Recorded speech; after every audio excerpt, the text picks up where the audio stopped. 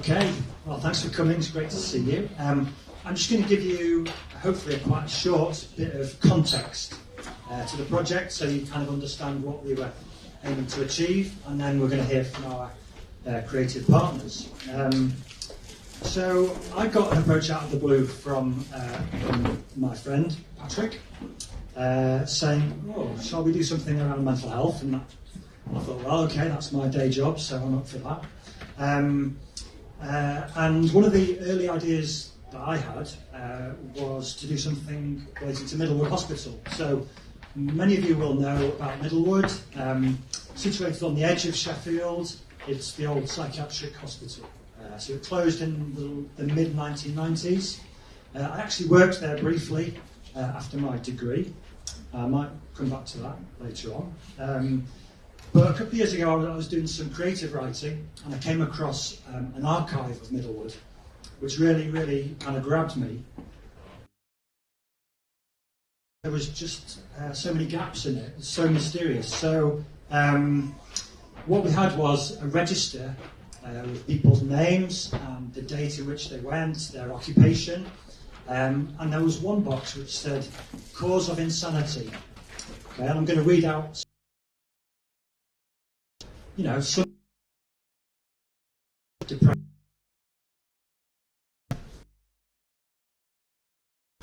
drink, family.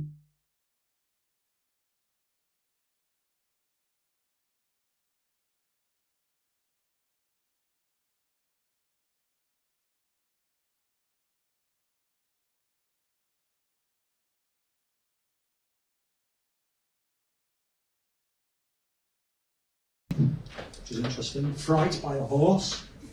Now, I guess there is a comic aspect to that, but there's also a tragic aspect to that. You know, how did these people end up entering a place like Middlewood, and what happened to them? And actually, our starting point was really that there's so much that we didn't know. So in terms of the language of mental health, that was all we had to go on. So then I thought, well, okay, let's turn to some people who do have a good imagination, who can maybe try and fill in some of the gaps. So, hence, linking with Patrick and subsequently with Ian. I just want to make some acknowledgements before we kind of kick off.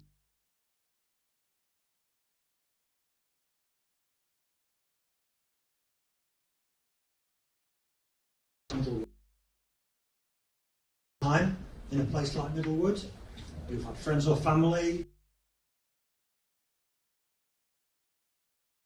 Nothing that we're going to say will be too, hopefully, challenging or disturbing today.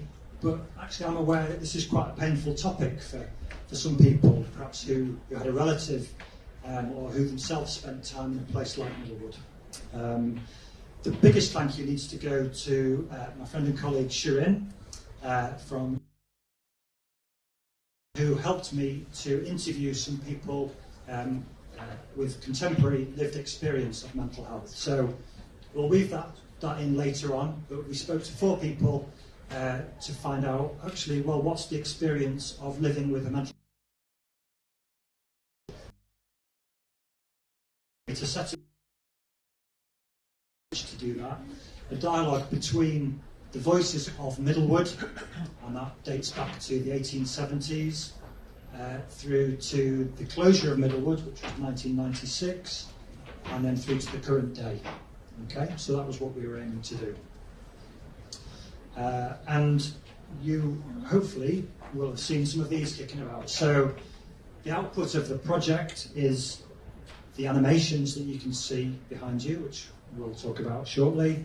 Also, the book, a fantastic book, which has been produced by Patrick and Ian, with contributions from myself and Shirin and our 4 people with lived experience. Okay? Right, enough from me. Okay, so I want to start at the beginning. Patrick, so can you tell us about the opening sequence of the book? And you might see it scroll around again, the opening sequence of the animation, where we see some trees appearing. So what's going on there? Yeah, thanks, Chris. So the book is before I mention the introduction, it's set out into 4 chapters. So the first chapter deals with Middlewood almost exclusively, and then as the book progresses through, you actually end up today. So the back of the book, you're in a contemporary world, if you like. So the start of the book was trying to from a visual perspective, we're trying to ground it in almost a pre-Middlewood age. And I think the creative conversations that myself and Ian had was, how do we actually tackle this? Because after we visited Middlewood, it's such a heavy and complex history and story that creating a visual narrative for it is...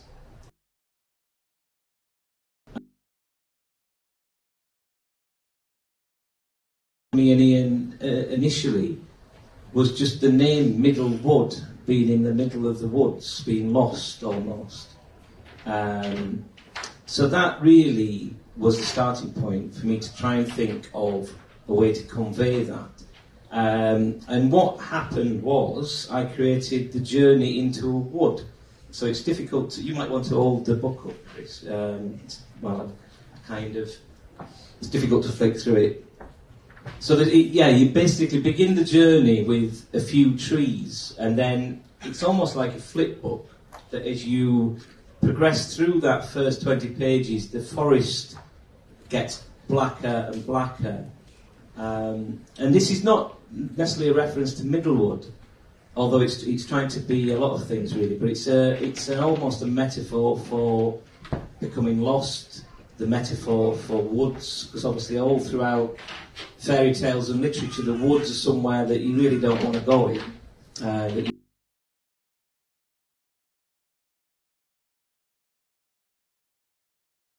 They're a place to...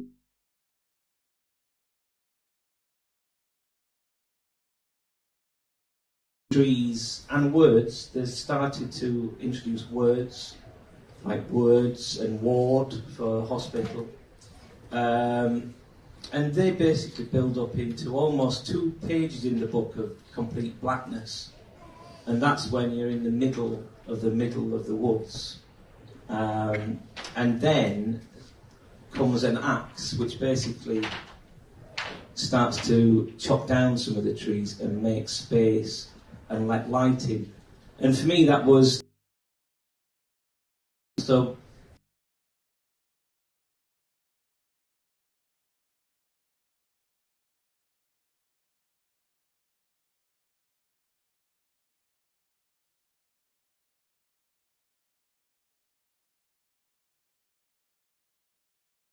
to somehow deal with it. And I think even 150 years ago, I think that's what Middlewood seemed to be. It was a human attempt to understand and to some extent treat people's illness. And that's really when we start making our way out of that woods. Wonderful. Ian, I think it might have been you who came up with our title. So what does Mind Your Language mean to you? That title came from a tweet. I'm a compulsive tweeter, and what happened was I was standing on Huddersfield Station and I saw that familiar thing you see on a station platform, mind the gap. And it's an obvious thing. I think you separate those 3 words out, mind the gap. And I'm very interested in the power of single words, like Middlewood. And I was thinking about mind the gap. And then, as you're thinking about that, the phrase mind your language pops in. You think, all right, mind the gap, mind your language. And then I thought, all right, my mind isn't a visual one. My mind is made of my reactions to language. So I thought mind, in my case, mind, you are language. So mind, your language. And then I put a colon in, so it goes mind, colon, your language. I can reveal, because we're amongst friends, that colon cost us a lot of headaches. Sometimes the colon would appear, sometimes it wouldn't appear. Sometimes the colon was like footprints on the page, sometimes it disappeared. So mind your language was the thing. And so then I just started playing in the same way that Patrick did with that phrase, mind your language. So we got mind, you, mind, language, mind, gauge, mind, your, mind, engage, mind, you'll, mind, enrage, mind, lungs. So that idea of maybe thinking about the mind being something that might help you to talk, might help you to think, and all the way through this idea about mind being language is what it progresses through. So I'll just read a couple of the bits from the woods. I mean, the woods, it does build up, as Patrick said, into this complete blackness, and within it I just get phrases like for the woods in the middle, and then a page with no words on it, and a page with no words on it, and a fewer words, tiny words, words that kind of obliterated. The idea was that the words would be obliterated. Wood on its own on the page. Ward. The fact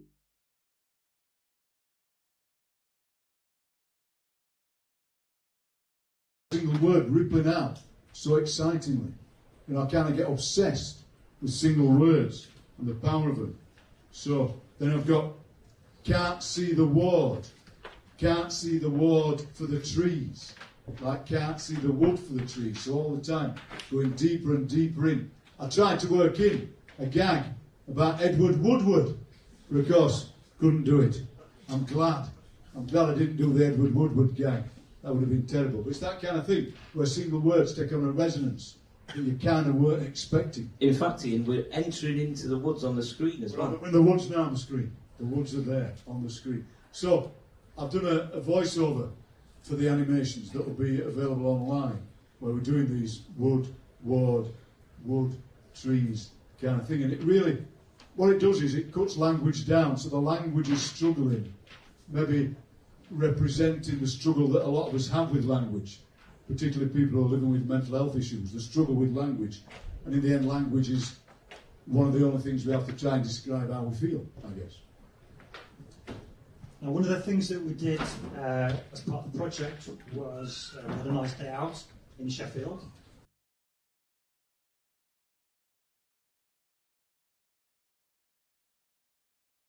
And I want to ask you both how you felt when you were looking at that material and how that kind of ended up finding its way into the book.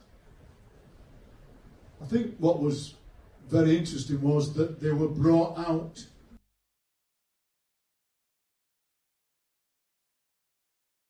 when they were brought out the cupboard, because I thought I'll get to know something about these people.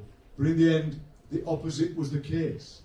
Because all that was, it said, so-and-so, unknown. So-and-so, unknown. Sometimes it gave their age, not known. Unknown, not known.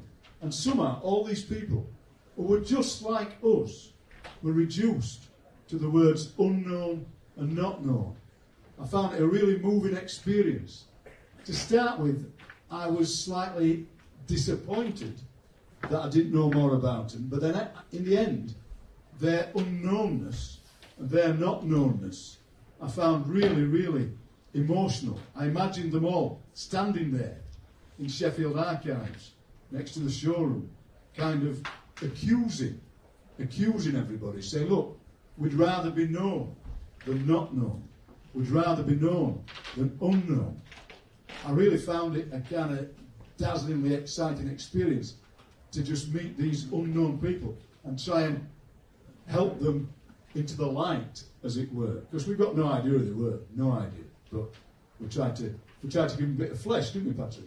Yeah, and I think in the book, not that people can see that, but we've actually replicated to some extent the register pages, and that repetition of not known became quite powerful, I think, in that it doesn't tell you anything, yet it's in some way official, and it's an official record, if you like, of a person, although it just says not known.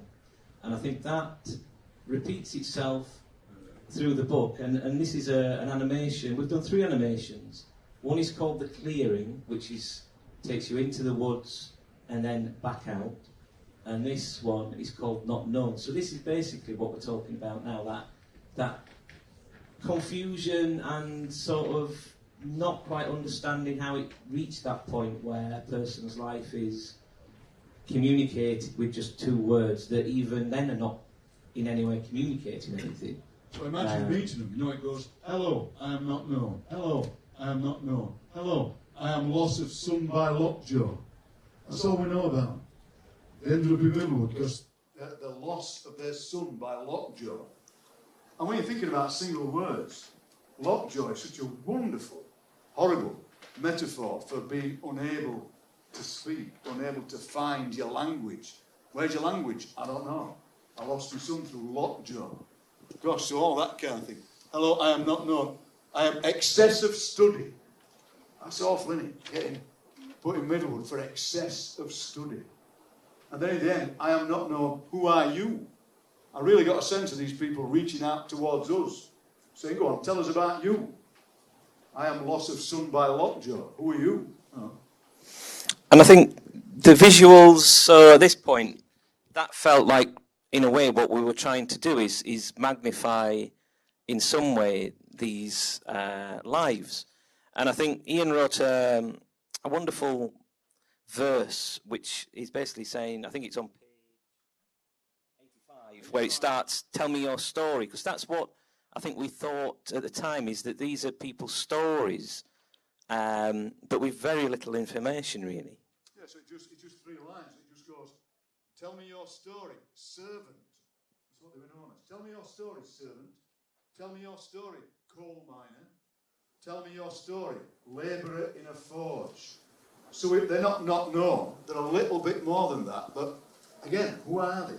Who are they? And that's why we've got this wonderful image of Patrick's with the tree becoming a magnifying glass. And we're trying to find out about these people. And in the end, we have to invent them, I guess. That's what we have to do.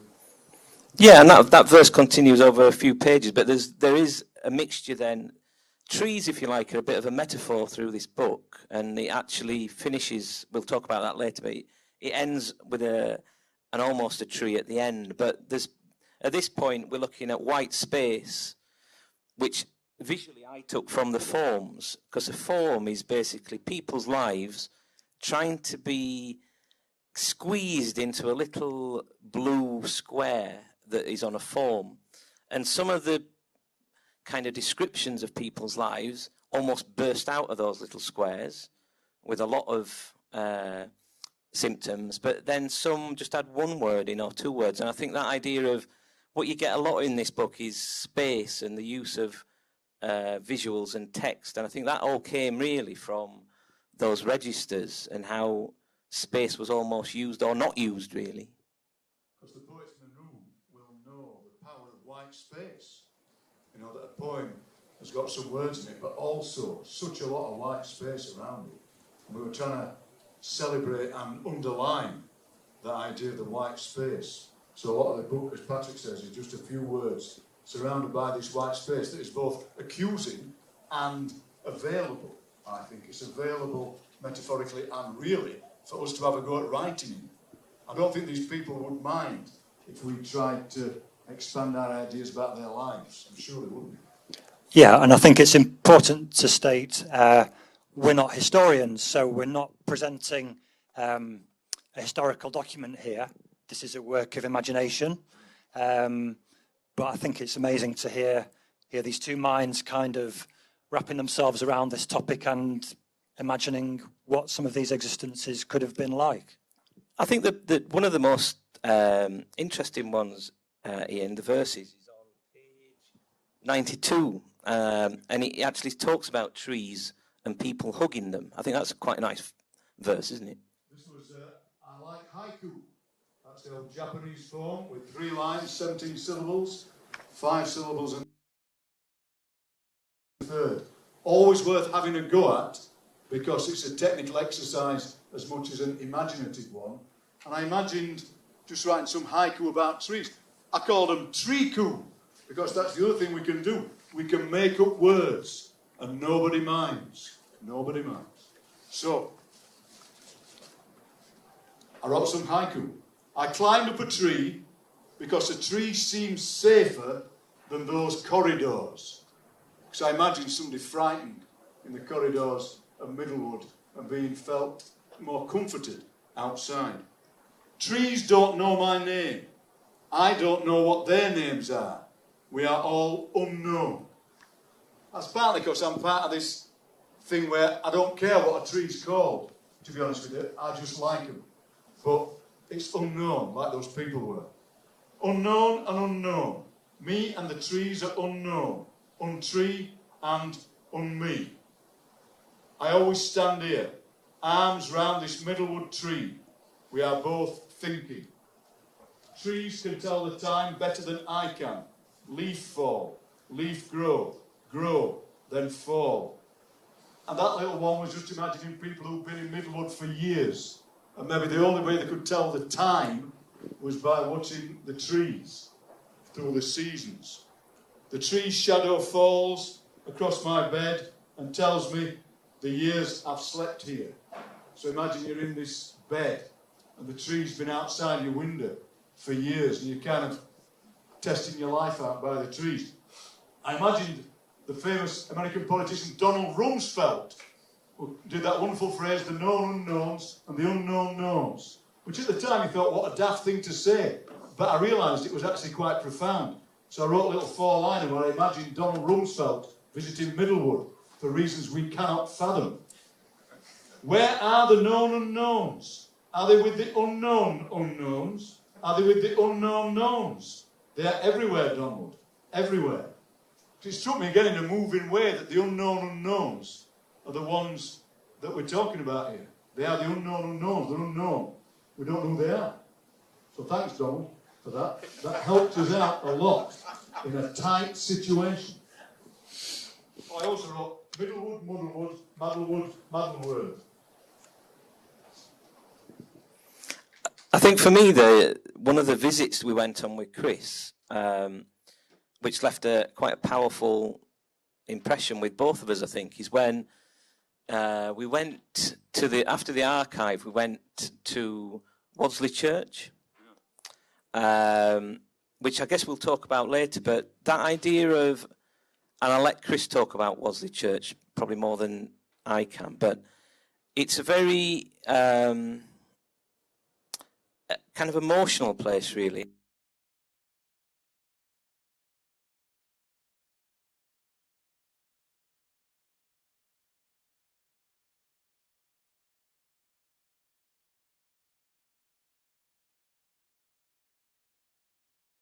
On the nearby wall that kind of tells the story, but we found ourselves just stood in an empty green space. But after that, we went to what is now Middlewood today, which is apartments, and there's a spread in the book which is about gates, and we talked to a chap who I think was one of the developers of the property now.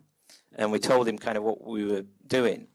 And in that instance, we kind of would transpose from researching Middlewood of 1870 to then talking about Middlewood, what it is now. And I think this spread in particular, where you've got that gate, because there is still a gate, but it's locked now. And it's a private apartment block. So this chap was telling us about how fiercely they guard the entrance. And I think you wrote a poem in called Riff Raffs. Well, he said, I said, what are the gates for? And he looked at us, and he said, it's to keep the riff-raff out. And I just love that phrase, riff-raff. And I thought, yeah, I'm kind of proud to be riff-raff. And so I just wrote a thing called raff, because riff is just a great word for a thing, a riff. And I thought I wrote some raff riffs for the riff-raff. And it's a poem that kind of goes backwards and forwards at the same time. He was being very friendly about it. It was very friendly. It wasn't nasty. But just the use of the word riff-raff just hung in the air beautifully. Hear the half-laugh of the riff-raff as the gruff staff on the rough path. What the riff-raff through the tough stuff. What the riff-raff on the rough path as the gruff path and the riff-raff. Hear the half-laugh. So it kind of goes backwards and forwards. I imagine that man in the middle of it defending his use of the word riff-raff, and then being kind of defeated by a raff riff that I'd written. And I wanted to ask him, frankly, everybody, if the gates squeaked. But I didn't, because I wanted them to squeak with a kind of squeak of history. They didn't.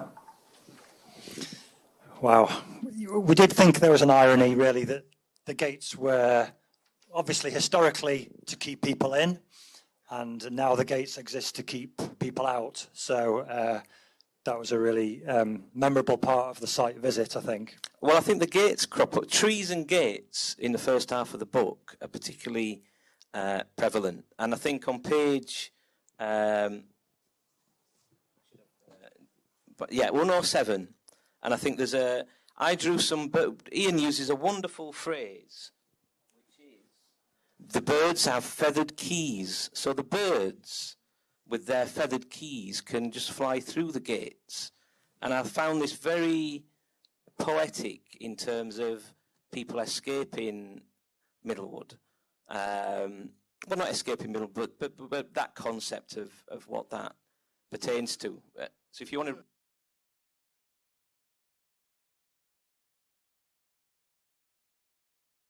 Down, and they kind of represent as obvious things like thoughts, memories, dreams, possibilities. So I just wrote a thing called Middlewood Dreams, the unknown dreamer. I imagine some of these people, these unknowns, dreaming, maybe about being birds, kind of like Birdman of Alcatraz, that film. The gates are still there. They're there to gate me out, not gate me in. Electric gates, that shock to my system. The welcome mat says unknown. Those floating numbers add up to a gate opening. I can't catch the numbers. In my dream, the sky is gated. The birds have feathered keys. No matter what side of the gate I am on, it is always the other side. The idea there being that you think you're going to get through the gate, but then in a kind of Alice in Wonderland way, you're still at the wrong side of the gate in a scary way.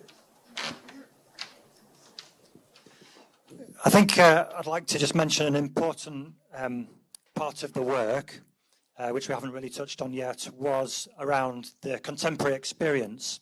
So a lot of this is backwards looking, imaginative, very creative, as you can tell. But we didn't want it to be kind of unrooted from reality. We all currently have our own lived experience, as we call it, of mental health, challenges, struggles.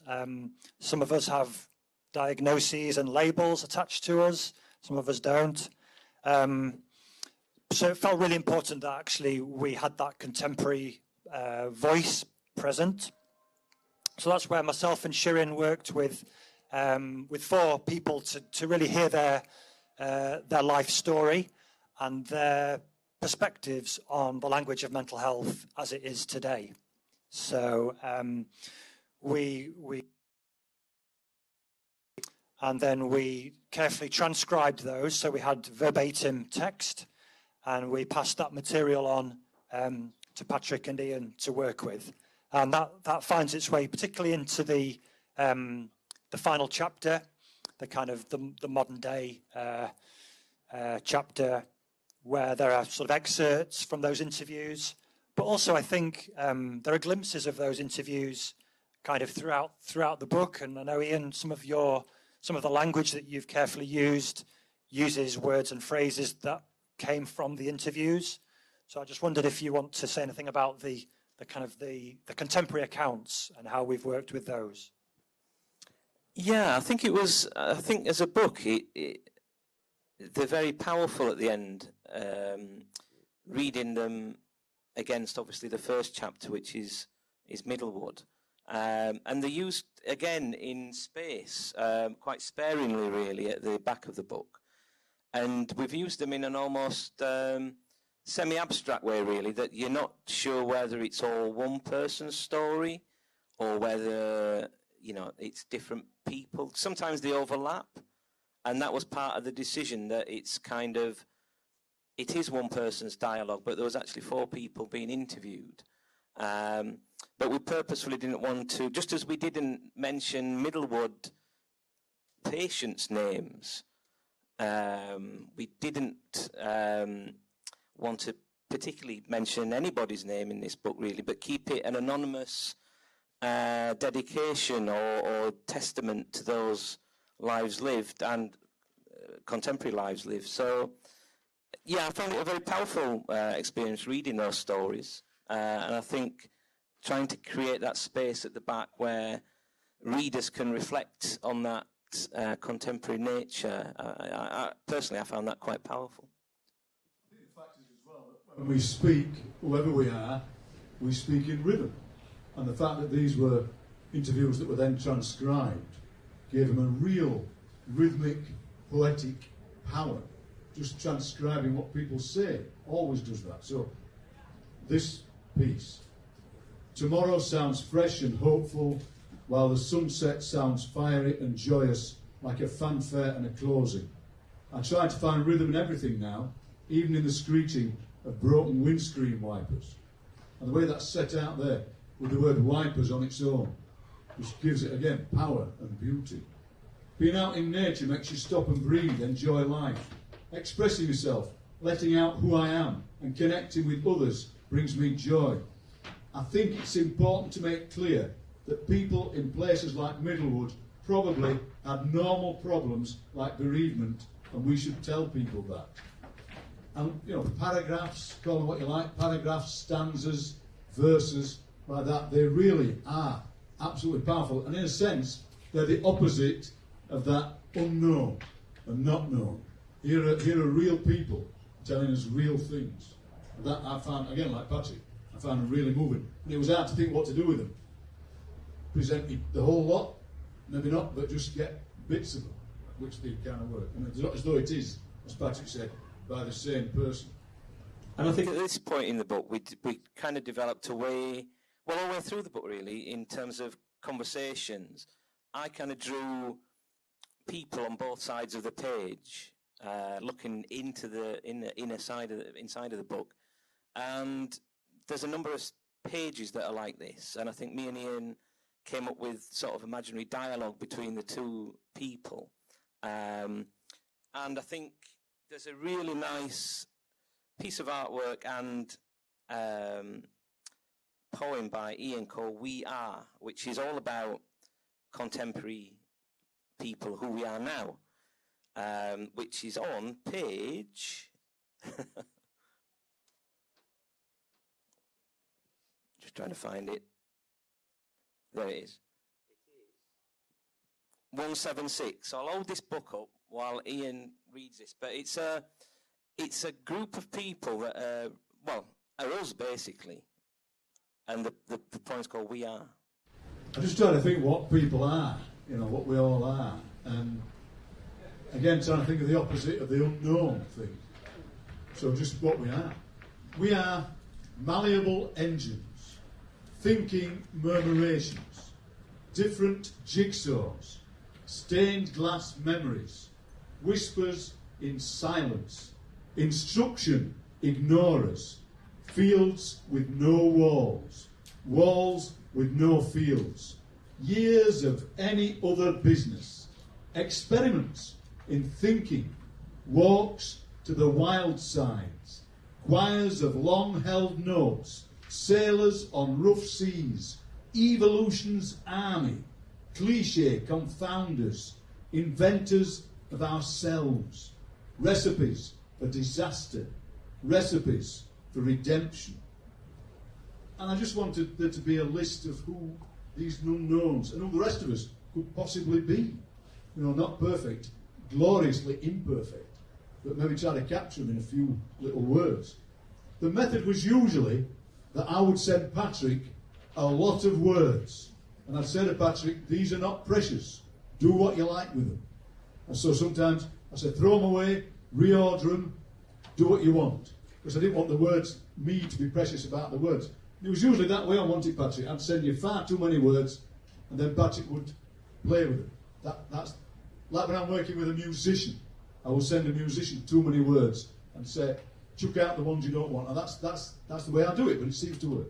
Well, I think it's an ongoing editing process, isn't it? I think this project, more than most, really, I think it comes from working with Ian's words and Ian sometimes working with visuals, it's almost like an ongoing dialogue rather than a prescriptive, here's a picture, come up with some words, or here's some words, come up with a piece of artwork.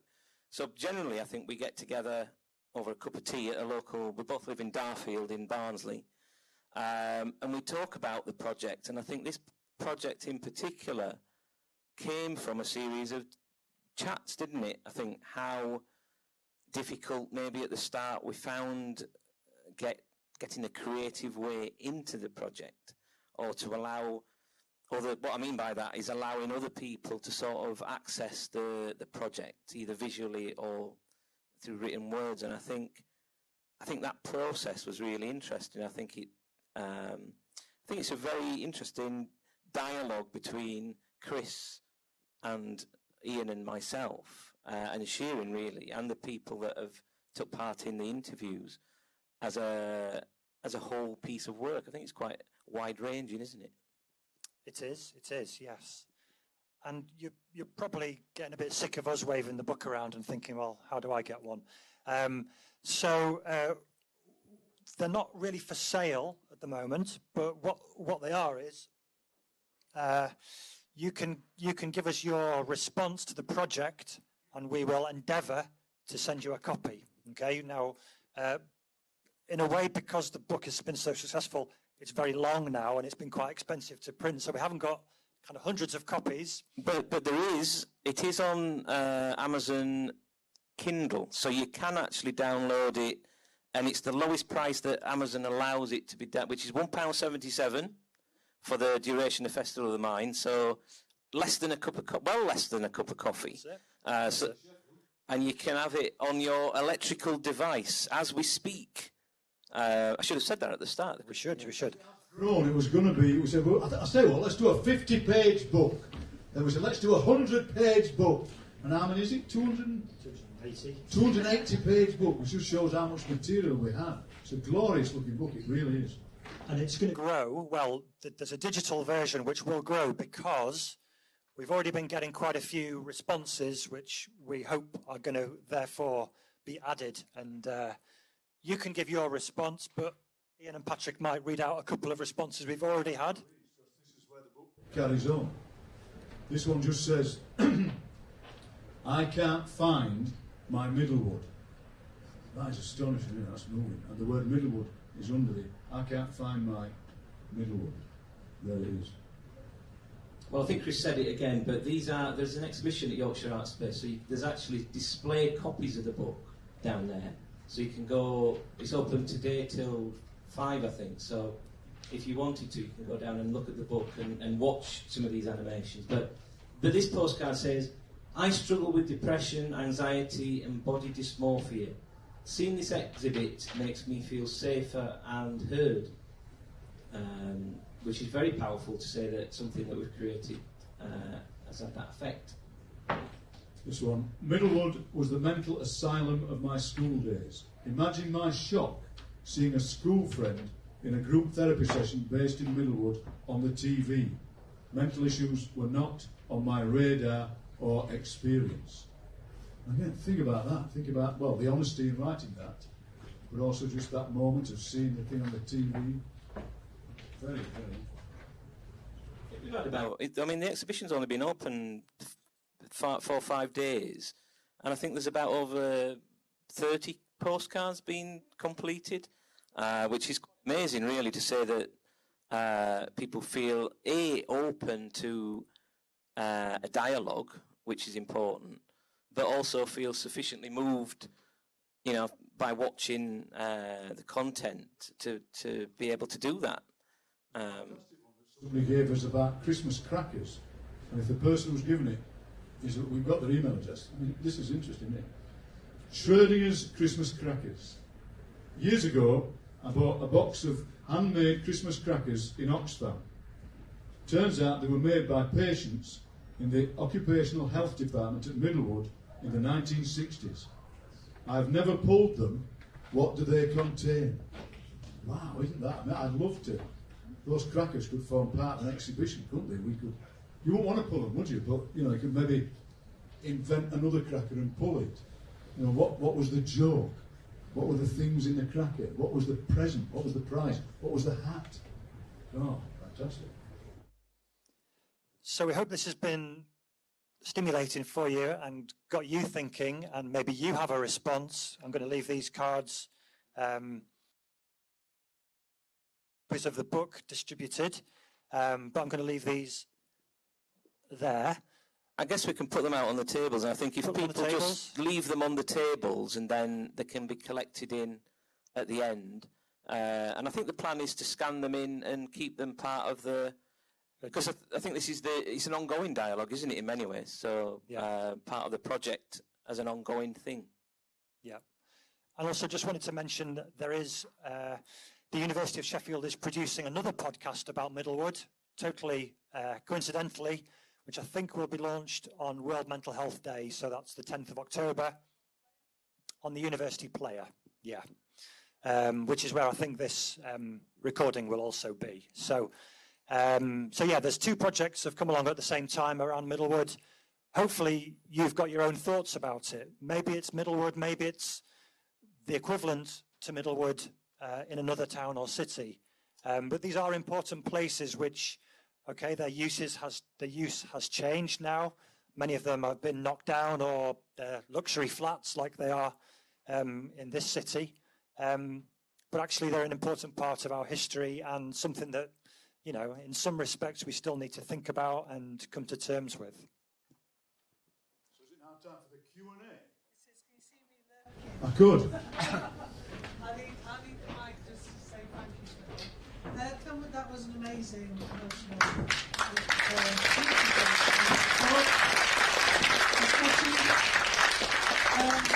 I have my copy of the book. You can't have it. You come and have a look. The exhibition is actually Sisters Works.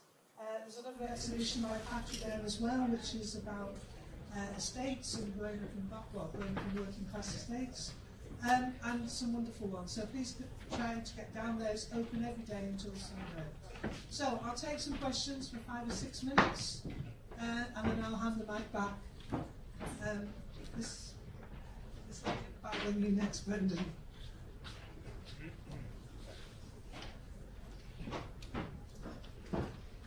I just wondered if you'd come across the fossilised tree at Middlewood when you were doing your research. Yes, we actually went looking for it and we couldn't find it on our site visit.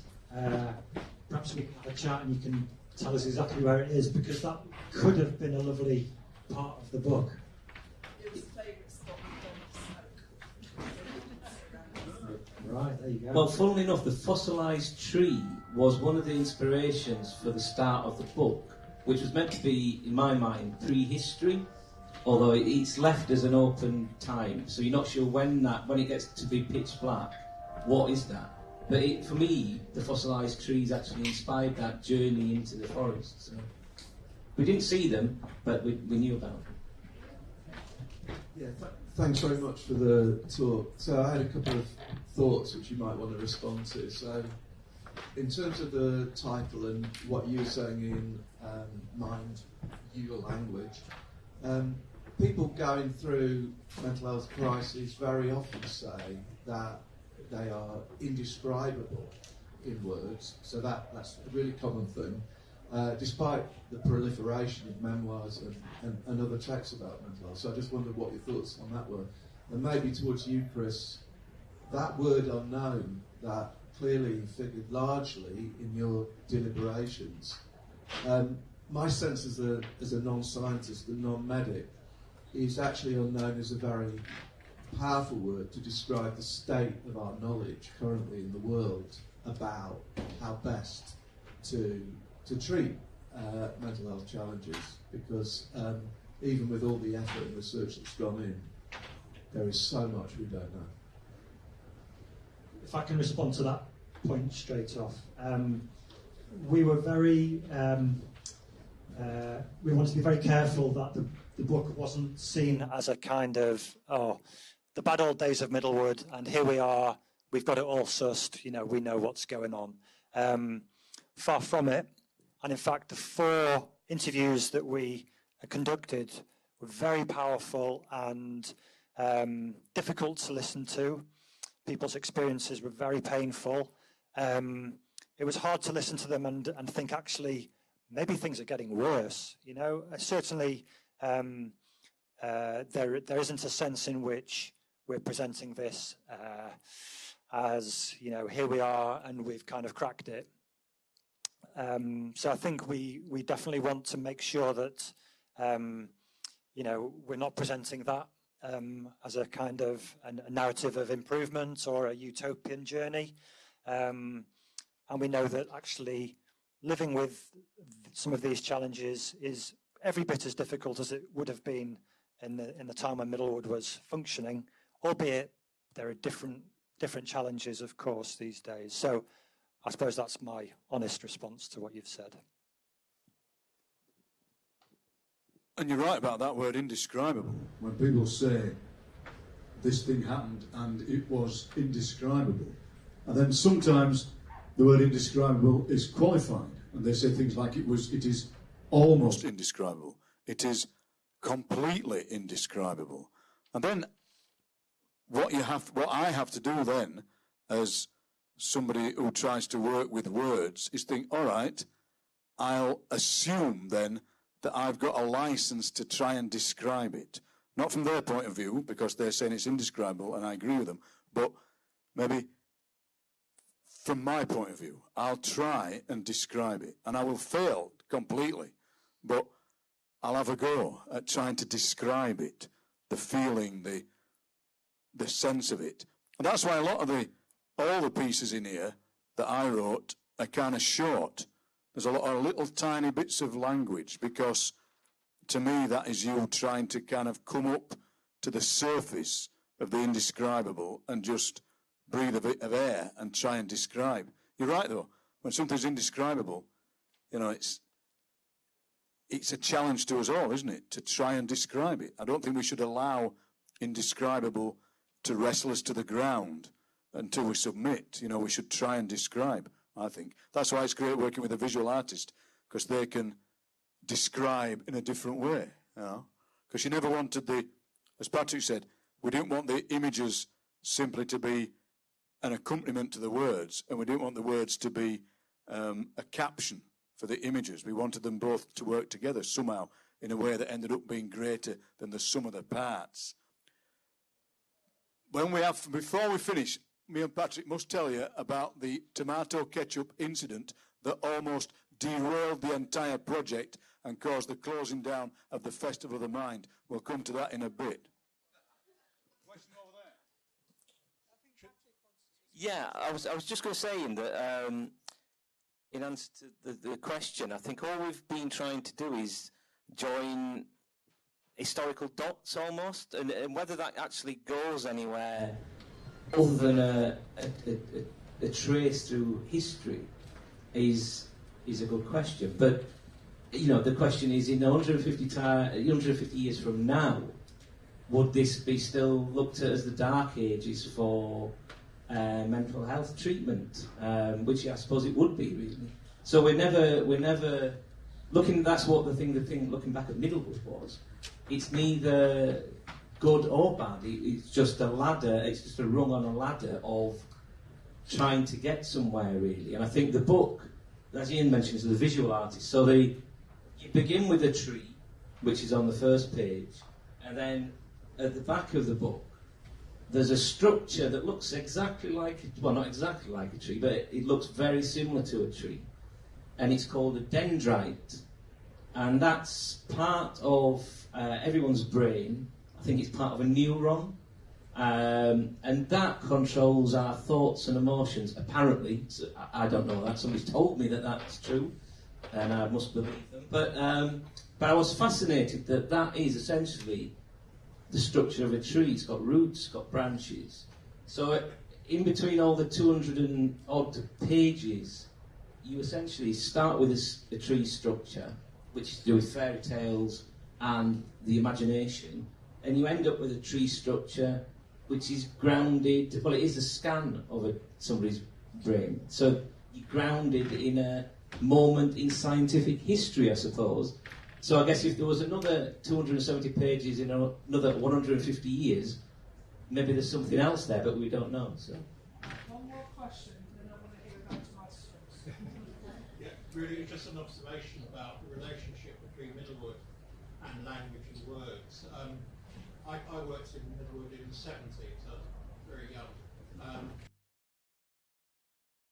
number of men First World War, and for 50 years they had not spoken. They could speak, they had spoken before, but just what was described medically as an active mute. And I just found that so powerful. How do they find their voice? Hopefully the work gives them a voice to just not 50 years, not to choose not to speak. Wow, thank you. And that's kind of a whole other area of psychiatry which we haven't really touched on, is shell shock and post-traumatic issues. So thank you for that. Like tomato sauce? Well, when we went to look at the very moving space, that empty space, we went to the cafe. What was the cafe in Hillsborough Park? Cafe. And we had a kind of emotional morning. So me and Patrick thought, we'll have a bacon sandwich to make the emotional part of the morning disappear. The price wasn't the thing, but what happened was, bear in mind that we're from Barnsley, so we're not allowed Henderson's relish. We can't have any, we can never have any. People tell me it's nice. We're not allowed it. They served us with 2 lovely bacon sandwiches which were pre-buttered with tomato sauce. We'd never seen anything like that before.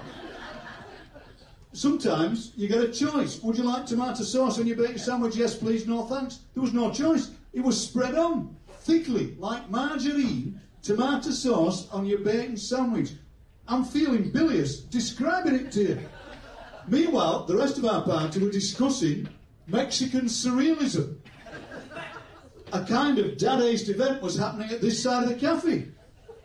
Me and Patrick were trying to eat the lathered bacon with tomato sauce without our lips touching the tomato sauce.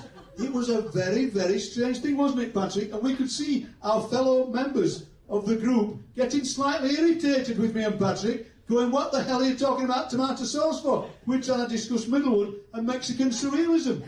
But believe me, at that moment, it was more important. It was much more, wasn't it, Patrick? It was. There was nothing more important at that particular point than looking at that tomato sauce. But I think it was just confusion, wasn't it, more than anything. And I think because the morning, bringing it back to this project, the morning was so emotional, really emotional, that I think that was some sort of mental release. It was. The tomato sauce. It was bathos. It's what they call bathos. Just to get tomato sauce on your bacon sandwich kind of gave us a moment that we weren't thinking hard about Middlewood. So thank you in the end for the tomato sauce. You thought it worked. I think £8, not bad for a bacon sandwich. Of course, you get loads, you get £10 with the tomato sauce on it. Well, at that point, thank you ever so much for the three of you. I would recommend purchasing the book. Can you actually buy a physical copy at some point, Patrick? Yeah, we've only got a small amount of books, but there is a way. If you go to the exhibition, there's a QR code, and if you go to the Instagram link on the from the exhibition, you can join a list to actually buy a physical book. But they're very reduced numbers, so it's not everybody can have one, but everybody can have a digital copy. I like print. Okay, so thank you, and a round of applause again for our speakers.